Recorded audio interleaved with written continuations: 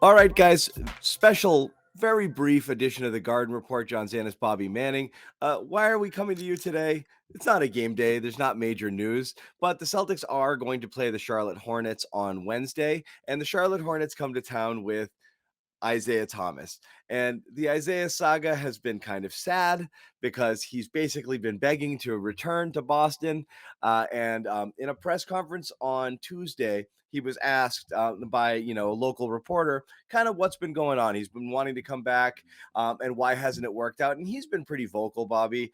It hasn't. He's wanted to. He wants to badly, to the point that he's basically begged Danny and Brad to return to no avail. Here's a little snippet from Isaiah Thomas here earlier on Tuesday.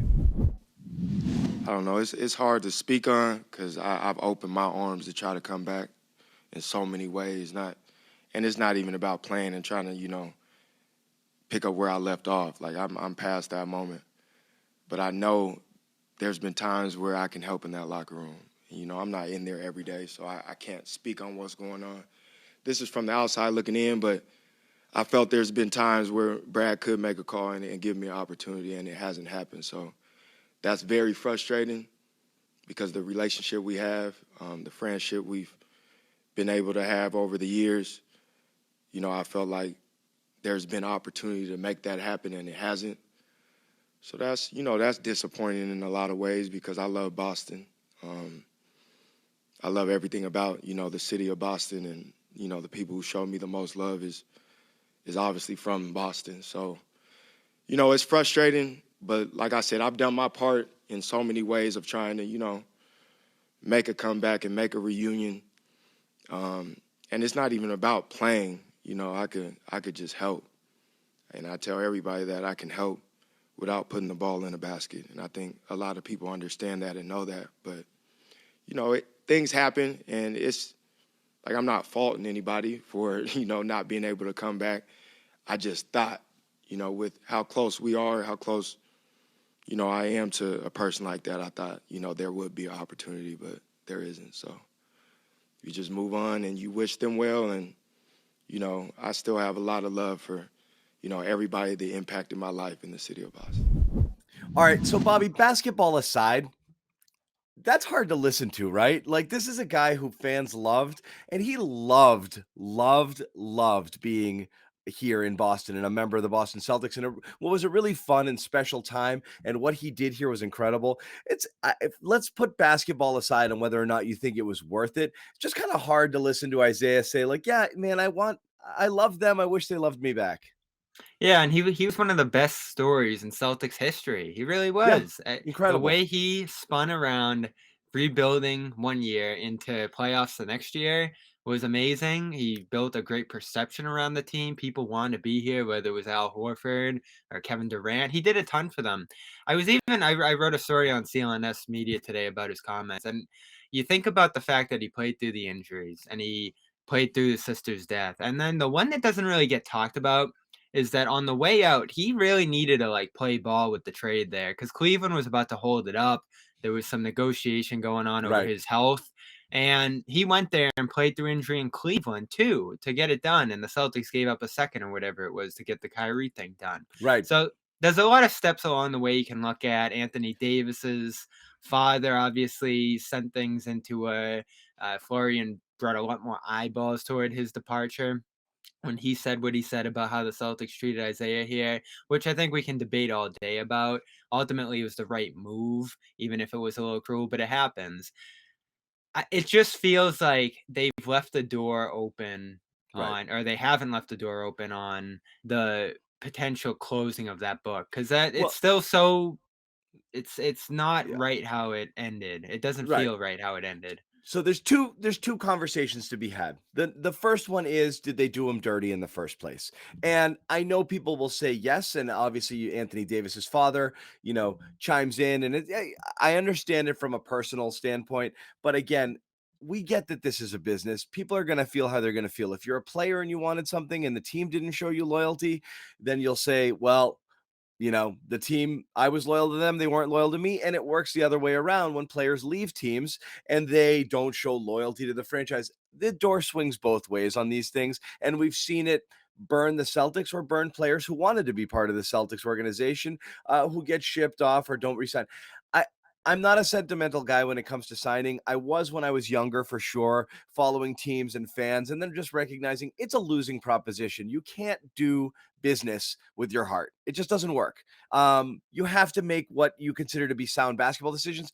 There's no question at the time trading Isaiah Thomas for Kyrie and really rolling the dice I up. didn't like the move when they did it, Well, but again, we can debate the basketball perspective there. I feel like it you're worked, even entitled to though your it didn't end opinion. right. Yeah. It was such a slam dunk move because basically what you traded was Thomas, who you weren't going to back the Brinks truck up for, and you knew that it wasn't the player you wanted to devote a lot of resources into long term, and he was looking for a big deal. It was, a flawed player who, even in his MVP year, was such a defensive liability that he was almost unplayable late in the year, but just such magical offensive contributions in games where he single handedly willed them to victory. That's fine, but you basically traded that pick, which was Colin Sexton, Jay Crowder, who wasn't part of your long-term plans, and Isaiah, who's not part of your long-term plans, for one of the best Don't basketball forget players on. Ante Zizek. Yeah, Zizic, one of the best basketball players on the planet. It was an obvious, a massive talent upgrade for the Celtics, and one they had to do.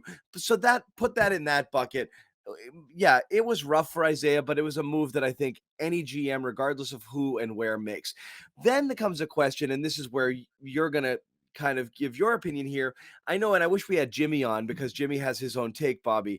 Is Jimmy's even stronger than I am on this. Jimmy's much stronger. Jimmy Toscano truly believes the Celtics are making a bad basketball decision not bringing in Isaiah. And you're saying you wish there was closure, which is really more of a sentimental sort of argument. So do you think from a basketball perspective, through all of the stuff they went through with the COVID or this or that, or anything last year through injuries, they should have given Isaiah a shot here? Not for to help the team, especially this season, So you because it don't think it doesn't. helps them?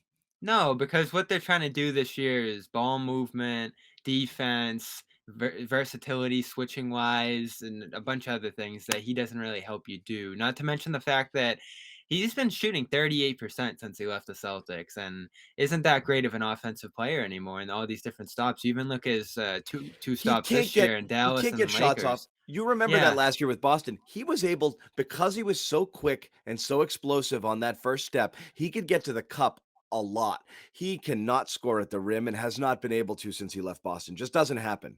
Yeah, and the And only not to mention the outside shooting, which is nowhere near what it was, nowhere near that level of efficiency. He's lost multiple steps in terms of his ability to generate offense. Yeah, and the only spot that's worked since he left was the Wizards, who were playing no defense anyway. He scored about 13 points a game there, had a decent 40-game run, and even they ended up trading him because it's tough to play him. It really is. Like, they had a great setup in 2017 where it was Horford helping out in the middle, and they did all the scramble switching, and Smart was next to him so he could help him out a lot. But in the They had to do a playoffs, it was ton to make just it work. switch in the playoffs, switch, bigger guy in the post, go to work. It just there's nothing you could do there. Yeah, and, is he better than Pritchard at this point? I don't think so, and, yeah, That's where we Dennis, as that's where Ime's talked about today, and yeah. So, that's where we settle. basketball-wise, it didn't work. And that's the I thing. still I still lean on the closure argument, Well, though, because there I'll was give I'll give you that one. My final bow on it take with the basketball. You can't be anti Dennis Schroeder and pro Isaiah Thomas. Okay, you can't be. It's silly, and I guarantee you, there's a lot of people out there who wanted Schroeder out of town, but would want Isaiah here. And sure, maybe you can argue pace overall, but ultimately, at this stage in their lives and their careers, Dennis Schroeder is a much more dangerous offensive player and also better defensively. And he didn't fit what it was you're trying to do with this team. Isaiah Thomas doesn't fit at all. And for what it's worth, Peyton Pritchard, despite his size disadvantage, it does a good job keeping people in front of them, and he's shooting again a smaller sample size. He's a much better shooting threat than Isaiah Thomas is at this point in his career. It doesn't make sense to me at all in a basketball point of view, but still, you want to give him some semblance of closure. I guess the argument for Thomas is not to bring him in to utilize him, but to bring him in because you're basically bringing guys off the street here to fill your roster because you're so short after that San Antonio trade that you just need bodies in case of break glass in case of emergency. So you think you'd bring back Isaiah? Just why not? How I can it hurt?